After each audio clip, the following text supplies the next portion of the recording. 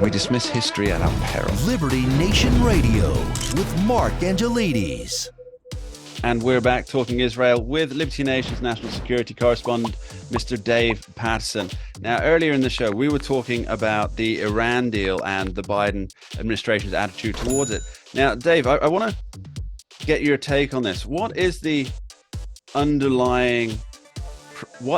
underlying principles of the Biden administration, specifically with regards to foreign policy, I guess? I think that if you look at what they do and what they say, you cannot help but come to the conclusion that they address the world as though it were the way they wished it were, not the way it really is. They have a totally unrealistic view of global politics, of geopolitical politics, of international relationships. They cannot come to grips with the fact that there is a reality, and they're not addressing it, but rather they're looking at it as though the world were the way they wished it were. You look at, for example, the Iran nuclear deal. The Iran nuclear deal was ridiculous. They had 2 weeks to prepare for any sort of an inspection.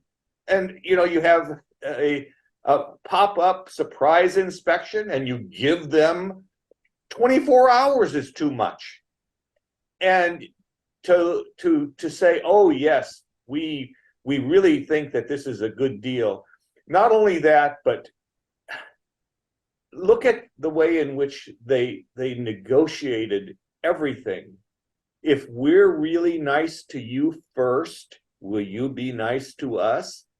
That is an absurd approach to your children, let alone to international relationships. Was it Churchill's thoughts on appeasement? Appeasement is feeding the alligator in the hopes that it will eat you last. Was that Churchill? That's right.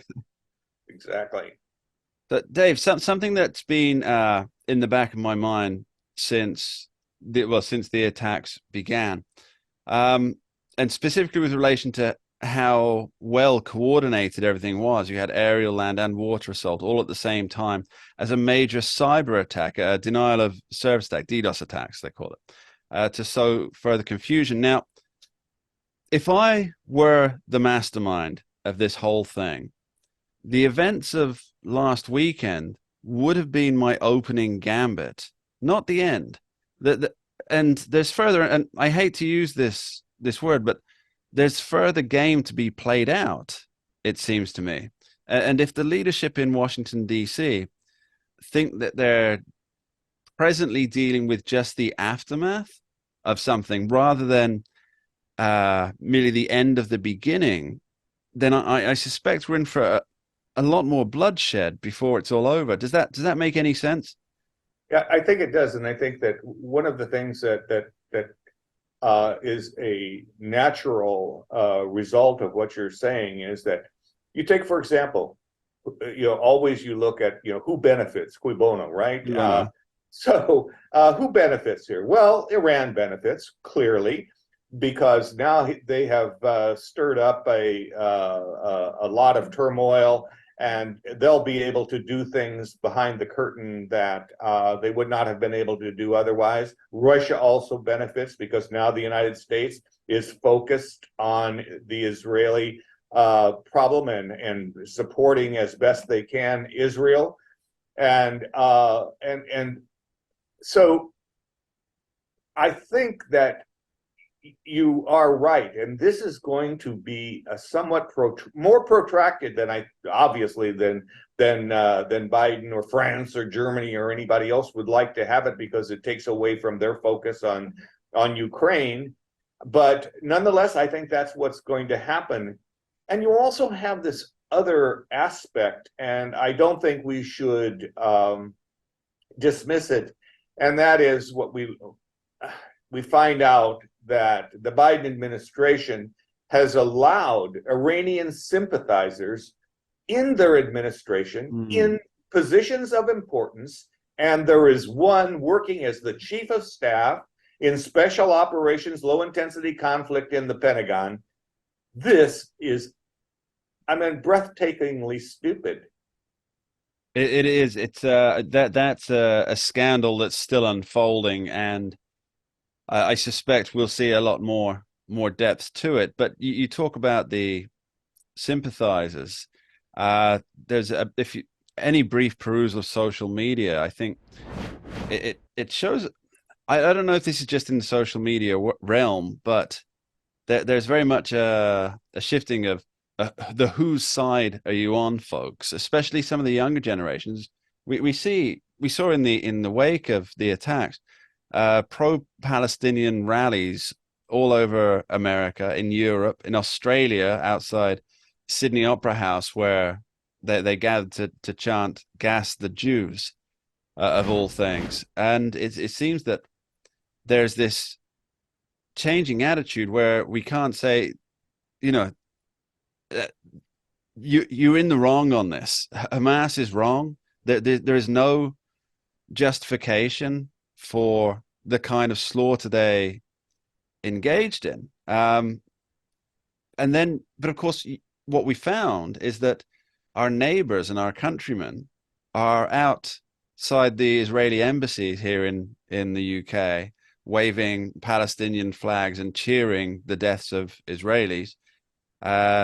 Chants of "Gas the Jews" in Sydney, and similar things at the swastikas apparent at the Democratic Socialists of America rally in New York City last week. How do we go back to saying, well, these are our friends and countrymen, and we have the same shared values that our politicians are always telling us we have shared values. That's what makes us one. After we've seen them cheering the deaths of innocents, how do we go back from that? Uh, I think that you don't go back from it because these people have been there all along. They just haven't, oozed up from the muck, and that we don't have shared values with them. So it's a pretense. It's a silly idea that there is any way possible, whether it's America, Australia, pick your favorite country that says it's a democratic country, and to suggest that there aren't elements within that country about that you cannot share values, because they don't and will not. For example, I mean, if the rallies had said those kinds of things about the LGBTQ community, they would have been arrested for hate speech in an instant.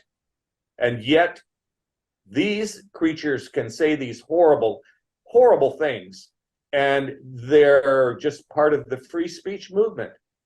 And I don't think we can come back from them.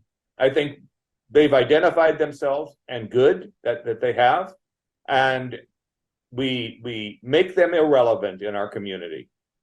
Yeah, it's quite shocking to see some of these groups that have had such support from mainstream America, mainstream Europe. Black Lives Matter, for example, coming out with a flag saying Black Lives Matter supports, and they've got pictures of the images of Hamas terrorists with parachutes, which is how they went into the concert to slaughter those people. And I think a lot of people are going to be hopefully turning their back on organizations, Black Lives Matter, for example, that support the actual terrorists. I mean, they're not saying they support Palestine here. They're saying they've got images of the terrorists as they were paragliding in, and they're saying they support that. Absolutely. But is anybody confused about Black Lives Matter? They are absolutely anti. I wasn't fooled. I mean, Patrisse Cullors says she was a trained Marxist from the beginning. Yes. Yeah. I mean, my goodness, and the only fools in America were the fools who gave Black Lives Matter money. Those are the only fools in America. And think of all of the corporations that did that. I think that if this may be on the fringe of recommendations, but I think that if the Biden administration were to do something that would identify them as truly interested in the future of Israel, they'd unfreeze the $6 billion and give it to Israel. Interesting take. Dave, we'll be right back with you after this short break. Audience, thanks for listening. Don't go anywhere. Back soon. We dismiss history at our peril. Liberty Nation Radio with Mark Angelides. Don't get caught up in the media madness. Join our movement for free thinking and free speech at libertynation.com. Publishing news and analysis 24/7 with original articles by our team of authors who tell it like it is. Join us each week for online TV shows, The Uprising Podcast, and Liberty Nation Radio. We believe in free thinking and free speech. We are libertynation.com.